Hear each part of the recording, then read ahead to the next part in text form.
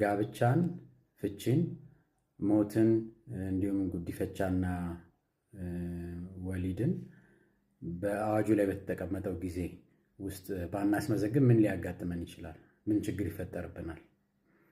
እንግዲህ እንደሚታወቀው በወሳኝ ኩነት ቀርበን ልናስመዘግባቸው ከሚገቡ 5 ነገሮች ውስጥ ወሊድን ወይም መውለድን በ90 ቀን ውስጥ ማስመዝገብ እንዳለብን፣ ጋብቻን፣ ፍቺን፣ ሞትን እና ደግሞ ጉዲፈቻን በ30 ቀን ውስጥ ቀርበን ማስመዝገብ እንዳለብን በወሳኝ ኩነት ያዋጁ ይደነግጋል። አንዳንድ ጊዜ ግን ሰዎች የመረጃ እጥረት ወይ ደግሞ ካለመሽ የተነሳ በእነዚህ ጊዜያት ውስጥ ሳያስመዘግቡ ይቆያሉ ማለት ነው።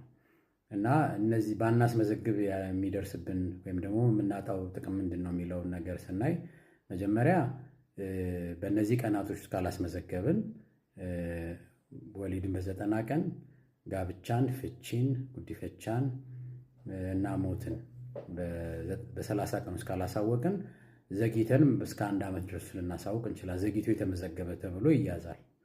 በ1 ዓመት ውስጥ ማድረግ እንችላለን። ይህ እንግዲህ የተለያየ ጥቅም ይኖረዋል። መብታችን ከማስከበር አንጻር የተለያዩ ሂደቶችን በፍርድ ቤትም በተለያዩ መንግስት አካላት ለምናቀርባቸው ጥያቄዎች ሁሉ ይሄ ማስረጃ በጣም ጠቃሚ ስለሚሆን ማለት ነው። ከዛ በዘለለ ደግሞ ለመንግስት ለስታቲስቲክስ ምን ያህል ሰው ተወለደ በአመት ውስጥ፣ ምን ያህል ሰው ሞተ፣ ምን ያህል ጋብቻ ተፈጸመ፣ ምን ያህል ፍቺ ነበረ፣ እንዲህ ደግሞ ምን ያህል ጉዲፈቻ ተፈጽሟል የሚለውን ለመንግስት ለዳታ ወይም ደግሞ ለስታቲስቲክስ ይጠቅማል ማለት ነው።